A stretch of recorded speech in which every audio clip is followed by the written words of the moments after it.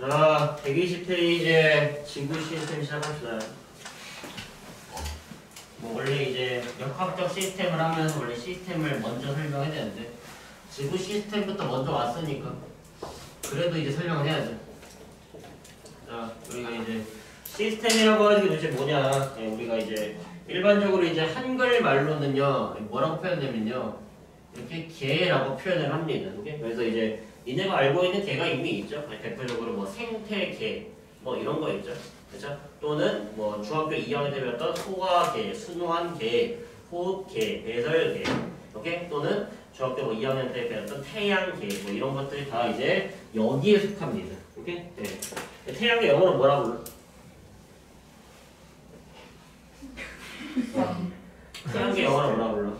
솔라 시스템. 오케이? 네. 그래서 그 시스템이 태양계. 네. 시스템은 개다 이렇게 얘기를 하는 거죠. 네.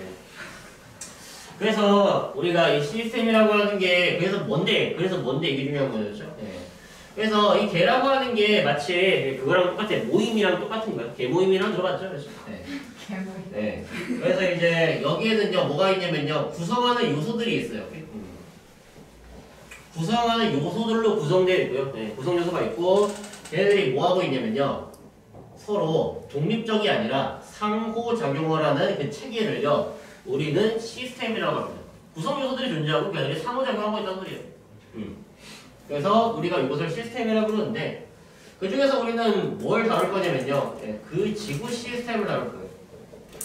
다른 말로는 지구계라고 부르겠죠. 지구계. 네. 근데 지구계에 어떤 구성 요소들이 있냐 이런 말인데 지구 시스템은 어떤 구성 요소들로 되어 있습니까? 뭐 간단하게 여기서 짚고 넘어가자면 첫 번째 일단 땅이 있는 그런 영역이 있겠죠. 우리가 일반적으로 직권이라고 그러죠. 그렇죠? 네. 그리고 두 번째 땅이 있으면 이제 물이 있는 곳도 있겠죠. 수권. 그리고 이런 것들이 있으면은 이제 공기, 대기가 차지하고 있는 영역도 있겠죠. 우리가 그런 거를 기권. 생명체가 차지하고 있는 영역도 있겠죠. 생물권. 그 다음에 지구 바깥의 우주 공간을 우리는 이렇게 외권이라고 부릅니다. 그래서 지구 시스템은 저렇게 총 5개의 권으로 이루어져 있다라고 이해를 하시면 되고요. 얘네들이 각각 독립적이 아니라 뭐하고 있냐면요 서로 영향을 주고받고 있어요. 그래서 우리가 일반적으로 상호작용한다는 소리죠. 뭐 어차피 뒤에서 배울 거지만 대표적으로 땅이 흔들리면은 우리가 땅이 흔들리는 현상 뭐라고 불러? 지진이잖아. 그럼 지진이 일어나면 땅에만 영향 주냐? 아니죠. 네, 거기에 지진에 의해서 이제 해일이 발생하기도 하죠. 그렇죠? 쓰나미 같은 게 그렇죠? 그럼 직권이 수권한테 영향을 주는 거 아니에요? 그렇죠? 뭐 이런 식으로 지구 안에 있는 이런 모든 구성 요소들은요 끊임없이 계속 상호작용을 하고 있다라는 말입니다. 간단하죠, 그 말인데. 그래서 일단은 요 의미를 잘 알아두시면 되고요. 얘네들을 이제 우리가 뭐 할 거냐면요. 이제 순서대로 어떤 특징들이 있는지 그리고 구조는 어떻게 구성되어 있는지 요거를 좀 같이 한번 볼게요. 네. 그럼 첫 번째 시작합시다. 직권. 이거부터 먼저 시작할게요. 자, 직권은요. 이렇게 설명하시면 안 돼요. 직권은 지각을 의미합니다. 그러면 돼 안 돼요? 안 되죠. 지각뿐만 아니라 그 지구 내부에 있는 모든 영역을 그냥 다 직권이라고 부릅니다. 우리가 일반적으로는요. 지각에서 출발해서 깊이 약 얼마라고 부르냐면요. 6,400km에 해당하는 영역이라고 부릅니다. 무슨 말이에요? 6,400km가 뭐냐면 지구 반지름이에요. 그러니까 지각뿐만 아니라 지구 내부 전체 포함해서 싹 다 뭐라고 부른다고요? 그걸 직권이라고 부른다고요. 네. 그래서 직권은 이렇게 되어 있고요.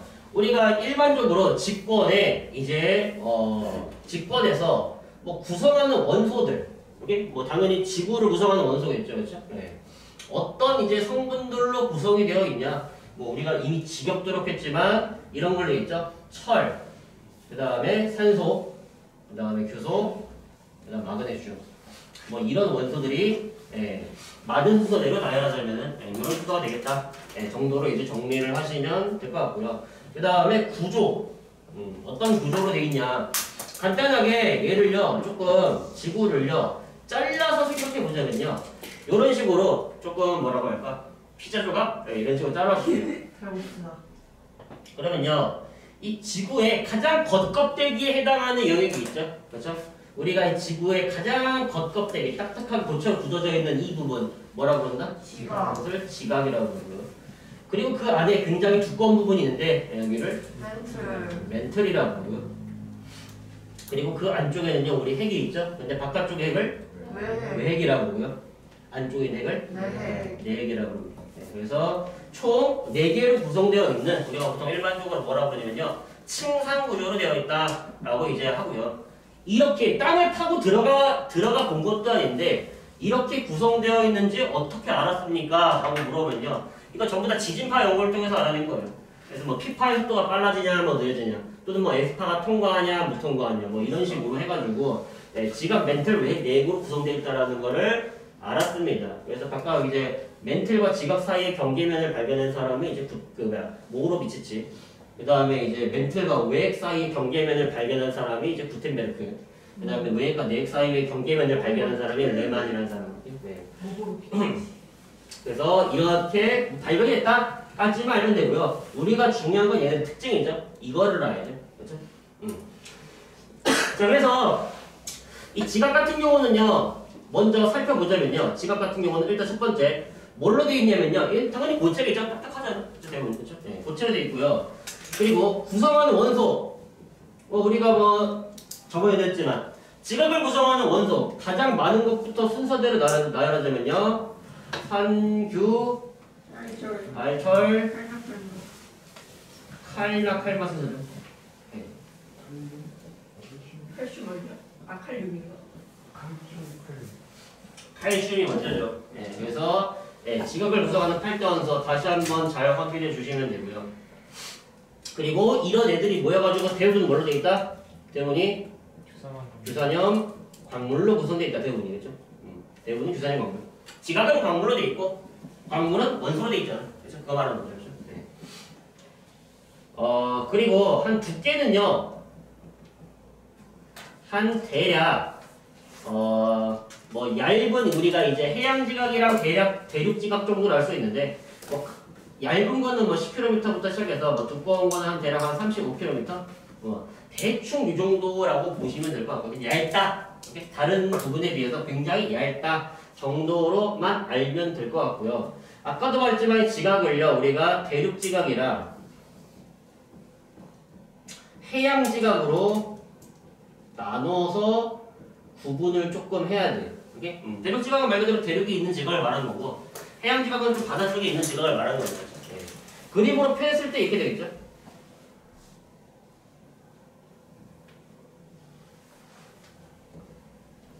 여기에 뭐가 있냐면은 지각이 있는데 여기에 이렇게 바다가 있는 거예요. 오케이? 그러면요 우리가 이렇게 요쪽에 있는 지각, 해양 쪽에 있는 지각을 우리가 뭐라고 그러고요? 해양 지각이라고 그러고요.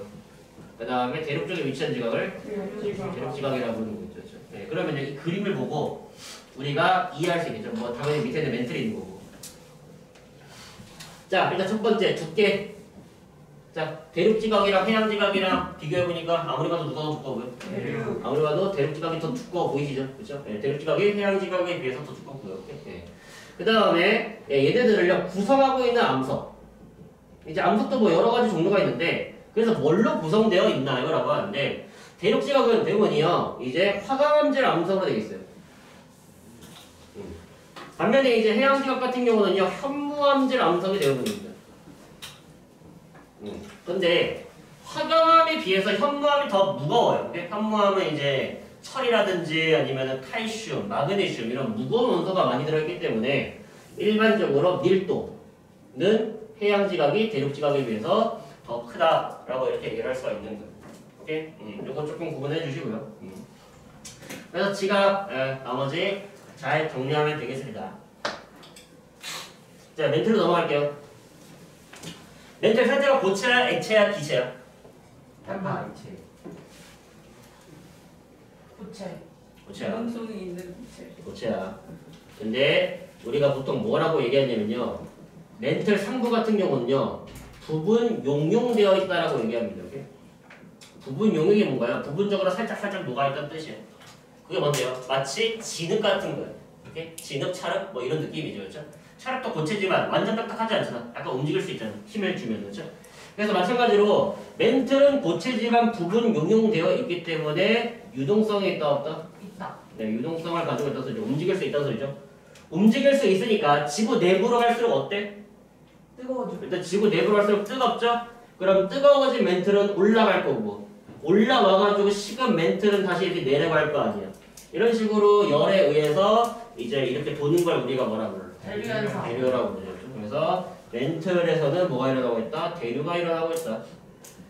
뭐 원래 정확하게는 멘틀 전체적으로 대류가 일어나는 게 아니라 멘틀 상부에서 우리가 보통 연약권이라고 불리는 멘틀 상부에서 대류가 일어나는 건데 뭐 그냥 우리는 멘틀에서 대류가 일어나고 있다. 이 정도로만 이해하시면 되겠어요.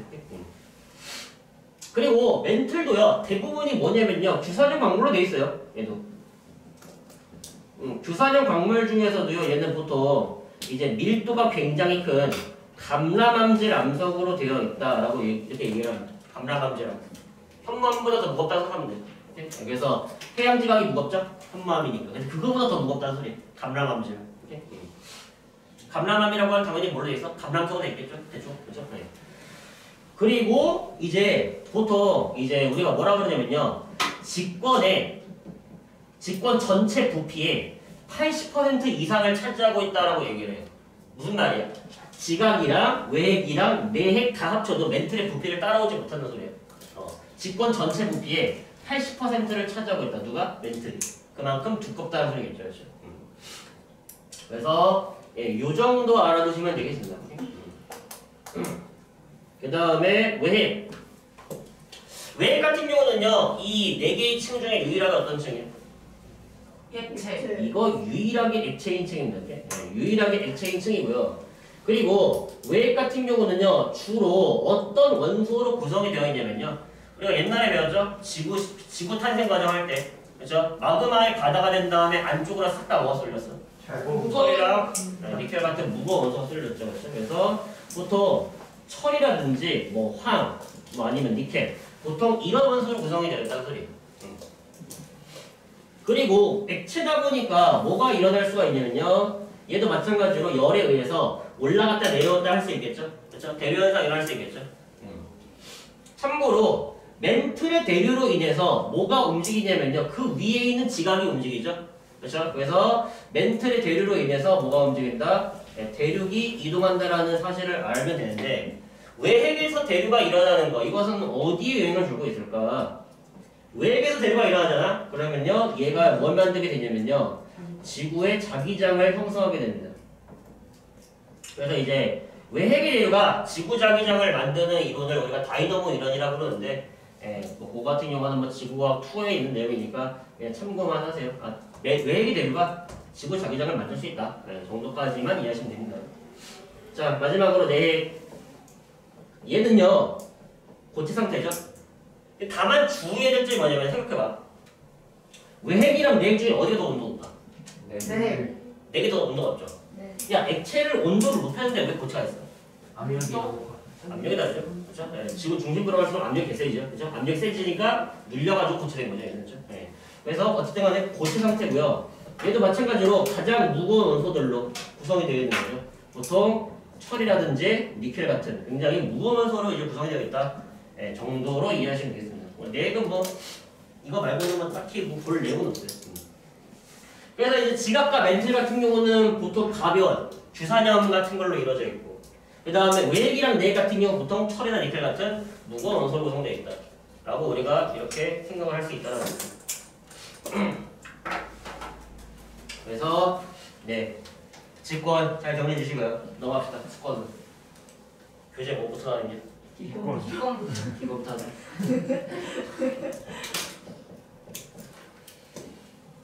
자, 기권 다른 말로는 이제 대기권이라고도 부르는데 말 그대로 지구를 둘러싸고 있는 공기, 우리가 이걸 대기라고 부르고요. 대기가 차지하고 있는 영역을 기권이라고 부르는 거예요. 근데 그 공기가 지구에서 어디까지 분포하냐라는 거죠. 그렇죠? 대략적으로 지표에서 약 얼마까지 분포하냐면요. 1000km 상공까지 대략적으로 공기가 분포합니다. 물론 저기 위로 올라가면 거의 없는 건 없지만 보통 이 정도로 구분하고 있다라고 해서 우리가 여기까지를 이제 기권이라 부르는 거 참고하시고요. 자, 기권. 뭐 당연하게도 얘네들 혹시나 이제 성분 봐야겠죠. 어떤 성분으로 이루어져 있는지. 그래서 대기 중에 가장 많이 있는 그 기체는요. 당연히 질소가 가장 많겠죠. 그렇죠? 그 다음이 산소고요. 질소가 한 78%, 산소가 21%. 그 다음이 이산화탄소가 아닙니다. 아르곤이에요. 예. 그 다음이 뭐 이산화탄소. 그래서 뭐 이런 순서대로 구성되어 있다 정도로 이제 보시면 될 것 같고요. 기권은 이제 어떻게 구성이 되어 있을까 구조를 이제 나눌 수가 있죠. 참고로 얘 같은 경우는 지진파가 빨라지냐 느려지냐 지진파의 속도 변화로 나누게 되는데 얘 같은 경우는요 높이에 따른 온도 변화로 나뉘게 됩니다. 오케이? 그래서 여기에 이렇게 기온 나와 있고요 높이 나와 있습니다. 높이 올라갈 때 기온이 어떻게 되냐 이렇게 됩니다. 첫 번째 높이 올라갈수록 히말라야 산맥가가 어떻게 돼? 춥죠? 올라가면 올라갈수록 기온이 떨어지게 됩니다. 그러다가 어느 순간을 지나면요 다시 기온이 올라가게 돼요. 그러다가 올라가면서 다시 기온이 떨어지게 돼요. 그러다가 올라가면 다시 기온이 높아지게 돼요. 그래서 우리가 이 그림을 봤을 때 어디에서 이제 층을 자를 수가 있냐면요 이런 곳에서 층을 자를 수가 있다는 거죠. 그래서 여기 총 몇 개의 층으로 나뉘게 된다? 네. 4개의 층으로 나뉘게 되고요. 그 아래서부터 여기는요 대류 현상이 일어나는 권이라고 해서 우리가 일반적으로 대류권 그리고 그 위를 성층권 그 위를 중간권 그 위를 열권 이렇게 총 4개의 층으로 나눴다라는 거예요. 자 그리고 여기서 조금만 더 디테일하게 해보자면요 이 대륙권과 성층권 사이의 경계면이라고 하는 게 있죠. 그렇죠? 아까 전에 지각과 멘틀 사이드 경계면이 있어가지고 그 경계면 발견한 사람 뭐 모호로 비치치 뭐 또는 뭐 구텐베르크 또는 뭐 레만면 뭐 이런 식으로 본다고 했잖아. 마찬가지로 성층권과 대륙권 사이도 경계면이 있고요. 경계면에 이름을 붙일 때 어떻게 붙였냐면요 경계면이라고 가지고 뭐라 붙이면요 계면이라고 붙인다. 경계면 줄임말이죠. 그렇죠? 근데 누구의 이름을 따다 붙이냐면요 아래쪽에 권 이름을 따다 붙입니다. 그래서 여기를 뭐라 그러냐 여기를 대륙권계면이라고 하는 거예요. 이런 의미야. 여기까지가 대륙권이에요. 이런 말이에요. 여기까지가 대륙권이에요. 여기까지가 성층권이에요.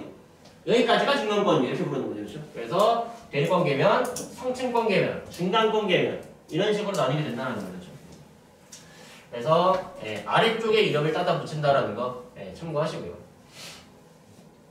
이제 여기서 나타나는 특징 요거 알고 계시는 분들. 자 그럼 밑에다 정리하겠습니다. 자 대륙권부터. 지금 그럼 10권 없어요. 없어. 네. 궁금하잖아. 자 대륙권. 자 말 그대로 여기서는요 뭐가 일어나고 있냐면요 대류 현상이 나오고 있어요. 뭐 당연하겠죠. 왜냐면요 이 아래쪽에 있는 공기는 기온이 높잖아. 따끈따끈하니까 이제 위로 올라가겠죠. 그렇죠? 반면에 위쪽에 있는 공기는요 기온이 낮죠. 차갑잖아. 차가운 공기는 이렇게 아래쪽으로 내려오게 되는 거죠. 그렇죠? 에어컨, 히터 이런 거죠. 그렇죠? 그러면서 이렇게 물질이 직접 이동하면서 에너지를 전달하게 되는데 우리가 이런 거를 대류 현상이라고 부르는 거죠. 참고로 우리가 지구과학 같은 경우는요 이런 식으로 대류 현상을 다른 말로는 뭐라고 그러냐면요 연직 운동이 일어난다라고 얘기하기도 해요. 연직이 뭐야? 수직을 말하는 거죠. 수직 방향의 운동이 일어나고 있습니다. 연직 운동이 일어나고 있어요. 이렇게 얘기하기도 합니다. 같이 알아두세요. 그래서 이렇게 물어보는 거야. 뭐 다음 층 뭐 A, B, C, D 주고 뭐 B에 있는 층은 연직 운동이 활발하다. 뭐 이렇게 물어본다라는 거죠. 자 근데 대류 현상이 나타나는데 그리고 대류권도요 당연히 수증기가 많아요. 보통 수증기가 어디까지 많이 분포하냐면요 한 지표부터 한 20km 이내에 많이 분포하거든요. 그래서 여기서는요 수증기가 굉장히 많습니다. 그래서 이 수증기가 올라가잖아. 그렇죠? 수증기가 올라가면서 이제 위에서 뭐가 만들어져? 구름 같은 게 만들어지고 거기서 비 내리고 눈 내리고 난리 부르서 치겠죠, 그렇죠? 그래서 우리가 이런 것 때문에 뭐 나타나냐면요. 네, 기상현상이 나타나는 거죠. 네. 눈 내리고 비 내리고 바람 불고 번개 치고. 그렇죠? 네. 그래서 우리가 이런 기상현상이 나타난다. 네. 라고 이해를 하시면 될 것 같습니다.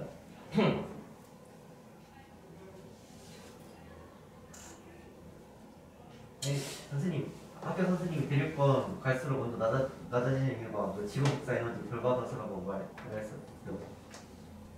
중학부터 다 했죠. 알겠습니다. 뭐 원래 정확히 알아야죠. 그렇죠?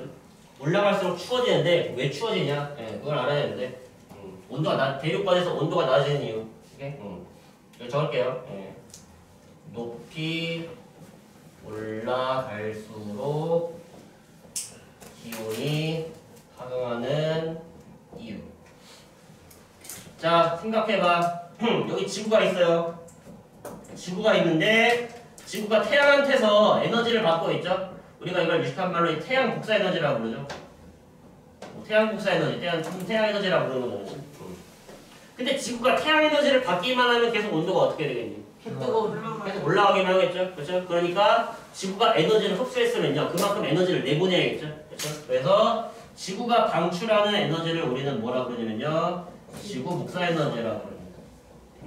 그래서 우리는요, 지구랑 가까이 있잖아. 지구랑 가까이 있으면요, 지구 복사 에너지를 많이 받겠죠. 따끈따끈하겠죠. 근데 지구에서 멀어지면 멀어질수록 지구 복사 에너지가 어떻게 돼? 줄어들겠죠. 그러면 온도가 떨어지겠죠. 그렇죠? 그래서 간단하게 대륙권에서 높이 올라갈수록 기온이 낮아지는 이유는요, 지구로부터 받는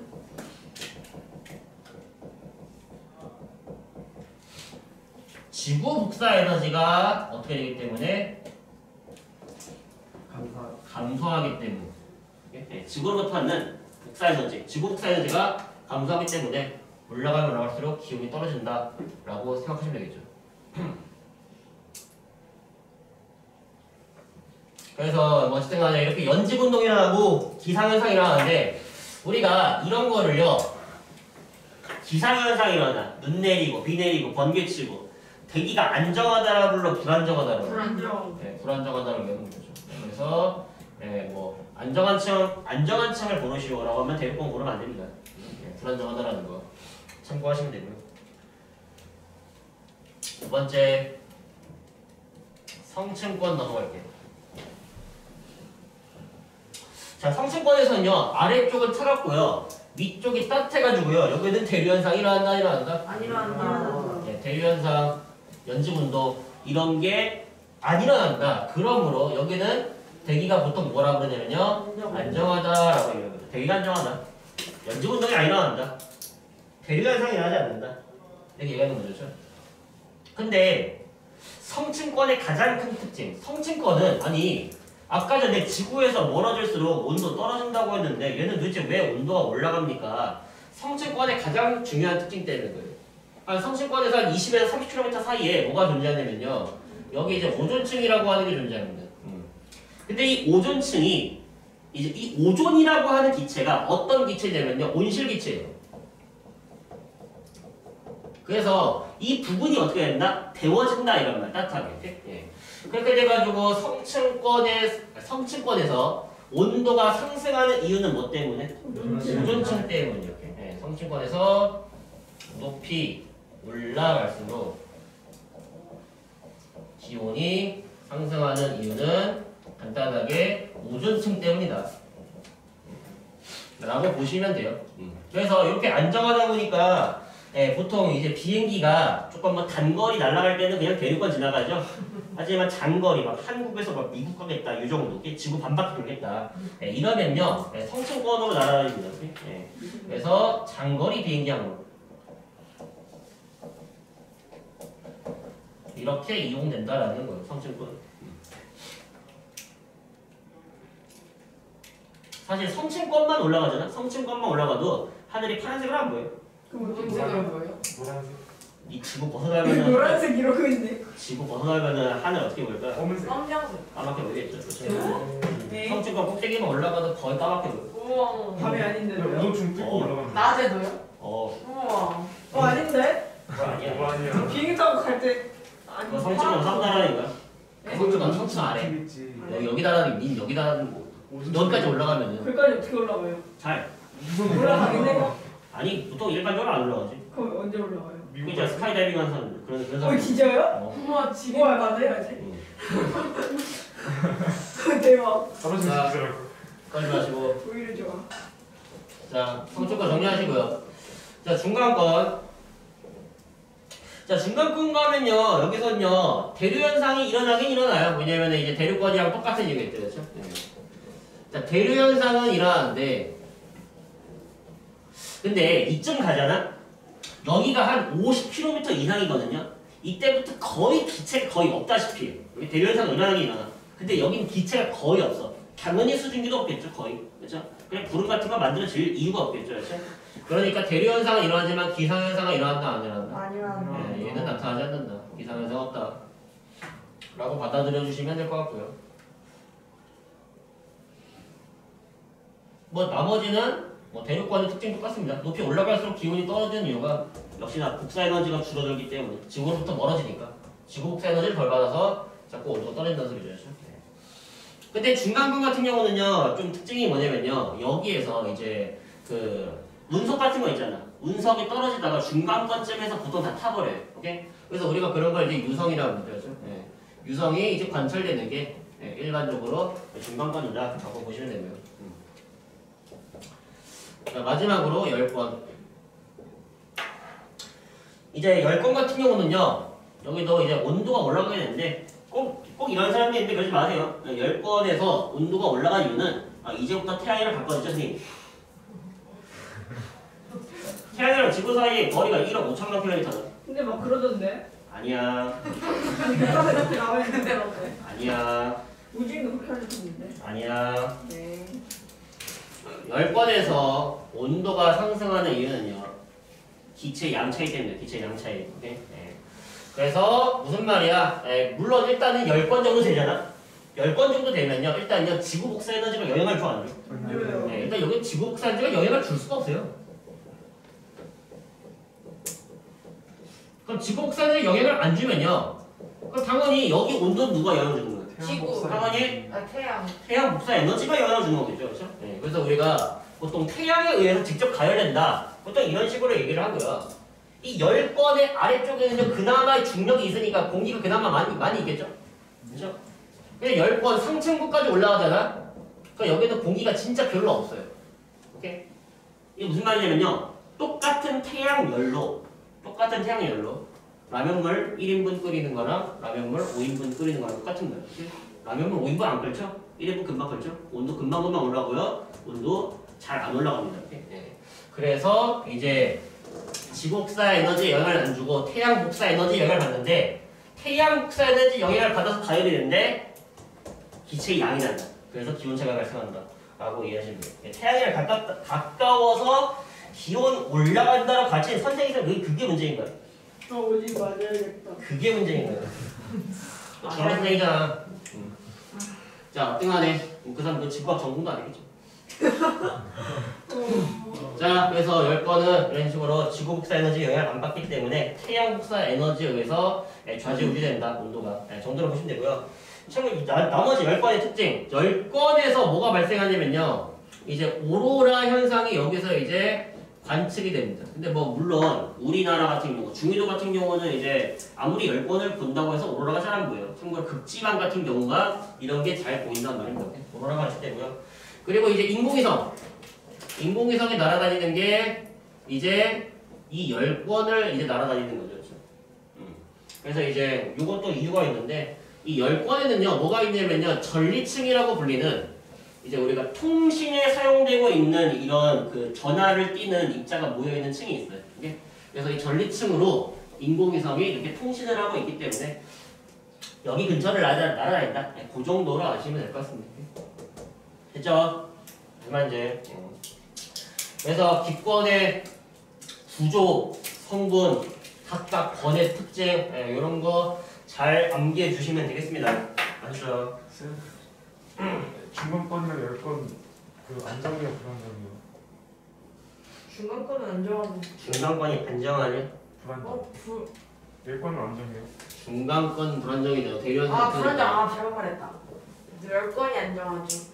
10번은 안정하다고 얘기 안 해. 왜요? 아무것도 얘기 안 해요. 뭐예요 그럼? 안정도 아니고 불안정도 아니고 애매모호한 거야. 그런 거 안정하다고 얘기 안 한다. 대류가 아니라 하는데 어떻게 안정이지?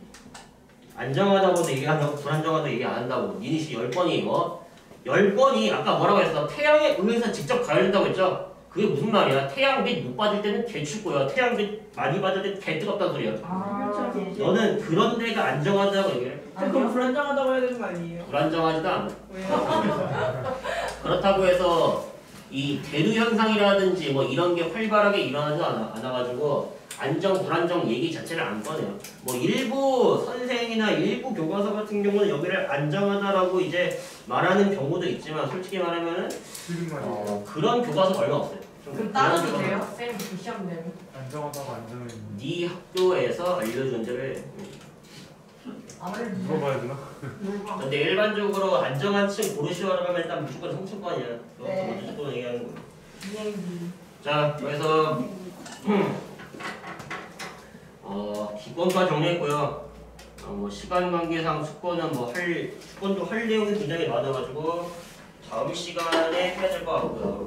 네, 생물권이랑 뭐 상호작용도 남아 있으니까. 그래서 여기까지만 정리하고요. 남은 시간에는 문제를 푸는 걸로 하겠습니다.